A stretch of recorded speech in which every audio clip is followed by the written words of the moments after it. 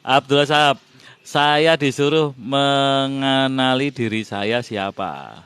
Ini. Tempat yang tepat untuk berbagi.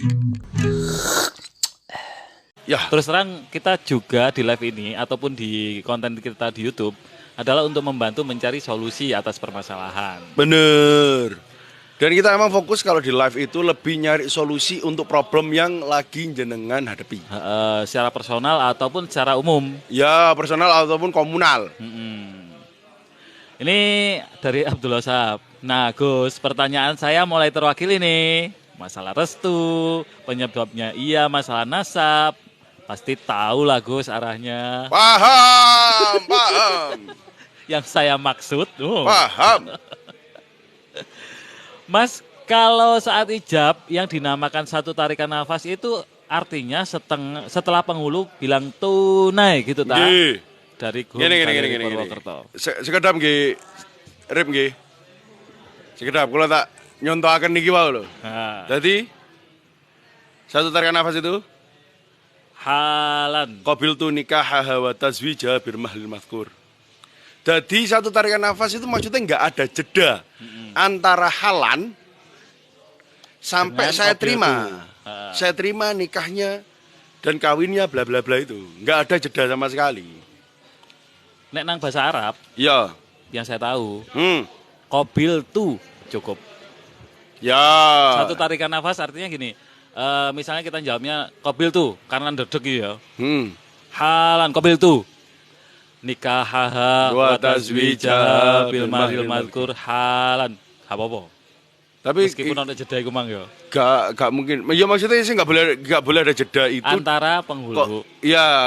Yang mengakadkan, akid sama yang diakadkan. Ya. Tuh, maksudnya satu tarikan nafas. Enggak boleh ada jeda sampai satu tarikan nafas.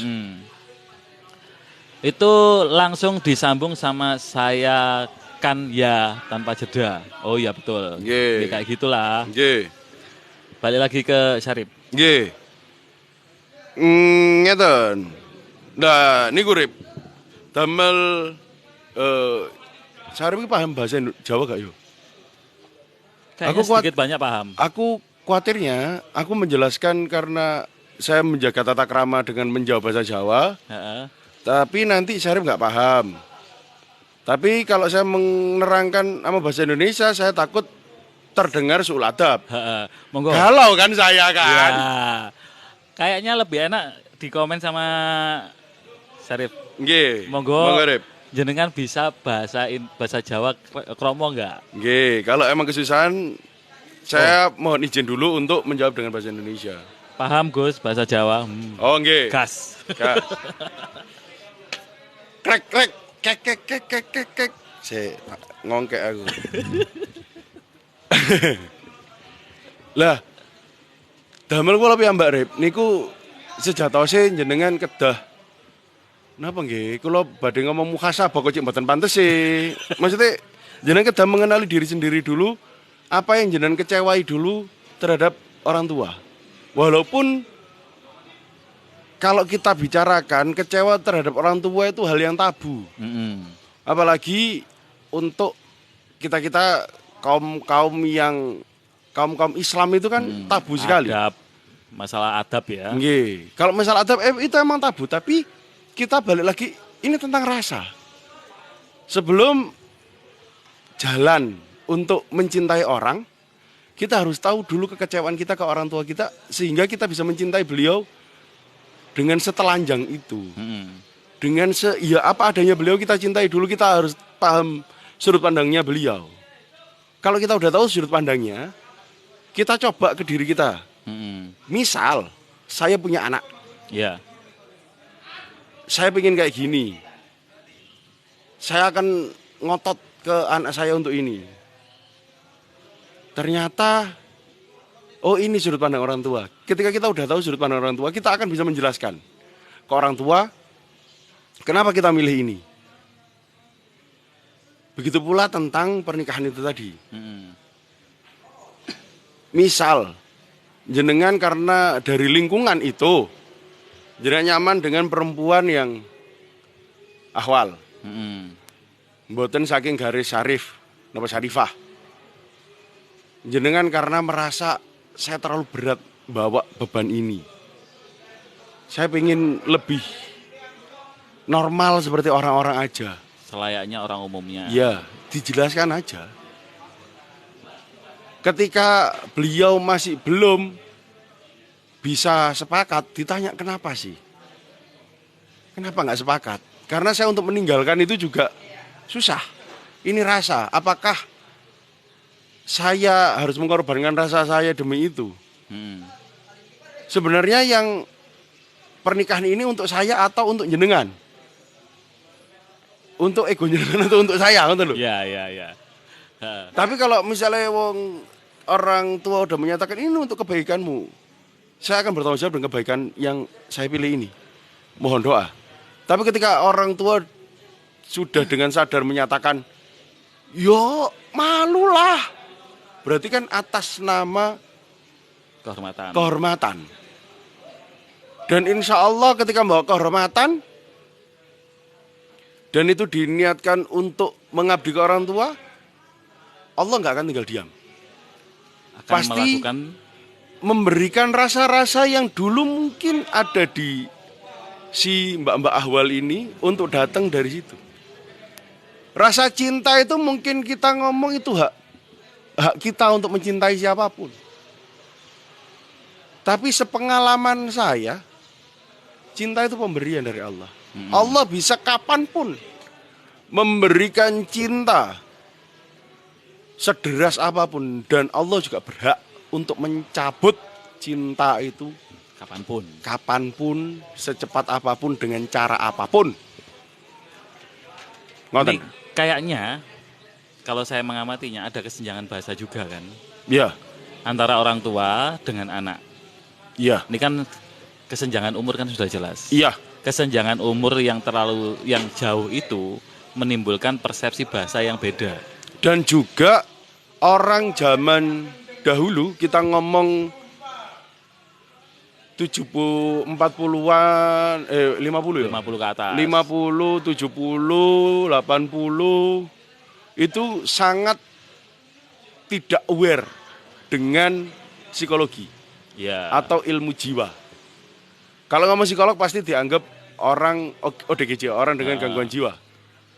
Padahal kalau kita untuk mengenali anak itu kita perlu tahu bahasa kalbunya dia, bahasa mentalnya dia, bahasa nyamannya dia. Kita harus tahu, oh iki anakku sudah umur segini, dia punya kecenderungan seperti ini. Seharusnya orang tua juga bisa ngomong. Yang saya takutkan ketika kamu menikah dengan yang kamu pilih, itu A, B, C, D, E, F, G. Misal. Kalau problem A terjadi, solusimu seperti apa? Problem B terjadi, solusimu seperti apa? Ketika si anak mampu menyelesaikan ini, buat saya si anak udah siap untuk menjalani itu. Lakukan. Ketika diberi pertanyaan kita nggak mampu menjawab, pahami bahwasannya kamu emang belum mampu untuk ke sana. Itu sebabnya orang tua memberi intervensinya. Agar si anak tidak sampai atau memperkecil. Semua kan mungkin terjadi. Iya. Tapi kan kemungkinan itu bisa diperkecil. Dampak negatifnya. Itu yang diinginkan orang tua. Ya. Dari Abdullah Sahab, alhamdulillah Gus, saya sudah sampaikan hal yang serupa yang Gus ucapkan. Sampai saya bingung.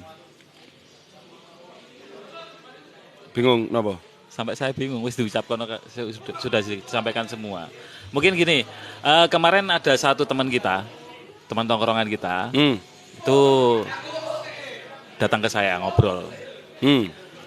Dia menyampaikan permasalahan di intern keluarganya. Ceritanya istrinya itu salah menyampaikan keseluruhan keadaan tentang suaminya kepada mertuanya. Ya. Padahal banyak kasus mertua gak cocok karo mantu cewek kan? Ya. Itu kita omongin gini, kamu dapat privilege. Ya. Istrimu bisa ngomong sama orang tuamu. Ya, suaranya itu dulu banter deh iki. Ojo, iku kok misalnya noise kata-kata Sing Iya, disampaikan warung tak gedene titik. sebelah. Miku tak gedene Iku titik. mlebu mrene iso disembrit sampean. Iya. Tak sampaikan kayak gini. Privilege buat kamu. Cuman masalahnya ada di kamu kayaknya. Kamu bisa nggak ngertiin bahasa istrimu, Hmm. pola pikirnya istrimu. Hmm. Kamu jangan egois. Aku ngerti gaya bahasamu kayak gini. Loh, wakit-wakit nek ngomong. Hmm. Ya si itu. Iya, iya, Ro. Dek yo cerita kok. Oh, cerita. Iya. Nah, tak ngomong gitu. Tolong kamu downgrade. Jangan paksa istrimu naik terlalu tinggi untuk mengerti bahasamu. Kamu pahami bahasanya dia. Dek kasus iku aku mau ngomong ini. Pertanyaanku satu, kamu menjelaskan orang tuamu. Udah. Lah Tapi ngerti kenapa orang tuamu harus konfirmasi ke istrimu? Berarti kamu dengan pembohong. Berarti masyarakat situ kamu pembohong. Sehingga kamu tidak percaya, selesai. Itu dulu. Lah ketika kamu ngomong ke istrimu tentang apa yang harus disampaikan dan tidak, lo ya wis ngomong. Ketika orang tua mbak ngene ngomong, Bu, mohon maaf untuk urusan ini saya tidak berani ngomong karena udah dilarang sama Mas. Nanti kalau saya langgar saya akan dimarahi dan saya tidak hormat dengan suami saya. Jenengan langsung tanya ke Mas. Kalau untuk urusan ini. Jadi sing jelas sing sorry. Ya. Jangan memberikan, Dek, kamu kalau tentang seperti ini yo boleh kamu sampaikan, tapi jangan banyak-banyak ya. Terus, Jangan banyak-banyak versine Dek ya, mbak bojone kan siji. Siji. Mending stop. Pokoknya urusan ini jangan sampai kamu ngomong. Ya kan? Terus apa gini kemarin tuh? Iki apa jenenge? Suaraku mari ini cilik. Iya. Aku rada mengok mari. Soalnya gini, tak omongin gini. Dia kan ngomong bahasa kalangan aktivis, Pak. Ya. Bojone kan perlu memahami perlu untuk upgrade. Ya. Kamu paham ono basane bojomu. Ya. Terus pertanyaan lagi, kamu sudah pernah ada kesepakatan mana yang perlu disampaikan atau tidak? Belum. Ya itu salahmu, tahu. Kontrak kan bikin kontrak, mana yang boleh, mana yang tidak. Iya. Tak gitu kan. Kecilin dikit. Lah itu sebabnya kenapa saya harus ngomong ke dia waktu itu bahwasannya dia harus menjaga lisannya juga Ya. terhadap istri, termasuk bahasanya ataupun apapun itu. Karena itu kan istrimu. Ya. Ketika ada salahnya seorang istri, tugas seorang lelaki untuk menjaganya. Kalau sampai kamu karena aturanmu yang tidak jelas istrimu jadi melanggar, yo jangan salah kayak melanggar. Saya kasih aturan siapa? Iya toh. Iya betul. Beda namanya. Cukup. Biar gak ke sana-sana. Iya. Tadi kan podo-podo saya worry. Iya. Oke, lanjut untuk yang baru bergabung. Temanya malam ini adalah cara cari jodoh. Iya. Kalaupun ada problematika yang lain, silakan komen di kolom komentar. Nah, kalau kawan sing ngomong ya wis. Untuk malam ini kita tunggu sampai 5 menit, gak ada yang komen, kita tutup. Oke. Terus lanjut. Lanjut apa? Lanjut. Yo tambahi titik. Oh alah. Jadi fokusnya kalau buat para jomblo, pantaskan dirimu untuk menjadi suami dulu lah. Supaya apa? Agar kemungkinan perpisahanmu dengan pasangan itu mengecil. Karena kita tahu perceraian itu bukan hal yang dilarang, tapi tidak disukai oleh Tuhan. Itu kan bahasa sing gayaku sangat paradoks yo. Tidak disukai, tapi gak dilarang. Tapi tidak haram, tidak dilarang. Haram. Tidak haram tapi gak disenengi. Itu kan kecenderungannya berarti Tuhan itu tahu bahwasanya ini pasti terjadi. Tapi banyak yang tidak mengalami juga. Jadi buat kamu yang masih jomblo pengen menikah, pertama kamu harus tahu bahwasanya pernikahan itu butuh nafkah. Nafkah itu full kewajibanmu itu dulu. Tanamkan untuk semua kebutuhan yang dibutuhkan oleh istri. Kebutuhan loh ya, bukan keinginan. Ya. Garis bawah dulu. Kebutuhan seorang istriku lelaki wajib memenuhinya. Ukur itu dulu. Ketika kamu mengurusi dirimu sendiri masih minus, ya ojo. semena-mena terus kate njaluk anake wong, cukupkan dulu. Sampai misal dari tengah jalan ada orang yang tertarik sama kamu dan kamu ngomong, aku ternyata belum siap dari segi ekonomi. Kenapa? Jelas no. Si cewek ngomong, loh yo kalau masalah itu masalah mudah kok. Aku juga bisa membantu, minimal aku bisa menghidupi diriku sendiri, kamu bisa menghidupi dirimu. Dan dari sisa uang kita berdua kita bisa membangun rumah tangga. Lanjutkan. Istimewa itu, Pak. Yo, menurutku ketika si cowok iku ngomong kayak ngono, si cewek pasti iso ngekek solusi kok. Cewek sekarang loh yo. Iya, iya. Gak Cewek sepasif itu. Banyak yang mandiri. Iya. Itu wajar. Tapi kalau kita wes sok-sokan dari awal gak akan, wah tenang saja, kehidupanmu pasti aman, nyaman, bahagia. Hei, Aish. hati-hati. Aish. Biasanya nggurine belong kok. Iya. Ngarepe kayak bebo. Iya. Nah ngarepe apik gapura tok ternyata nggurine gak apa-apa. Prasasti Pak isine, Pak. Ngarep tok. Ya gak akhirnya kayak benteng Takeshi. Nah ngarepe ketok awake mau wegah. Tapi Mburine ternyata nggurine ya gak apa-apa. kana istanane. Abdul Sahab, saya disuruh mengenali diri saya siapa. Ini lanjutannya tadi. Ya bener ya harusnya gitu. Nggih, jenengan kedah ngoten maksudnya jenengan harus tahu kenapa jenengan nggak suka sama pendapat orang tua itu. Jenengan harus kenal dulu dan jenengan harus tahu jenengan itu seperti apa.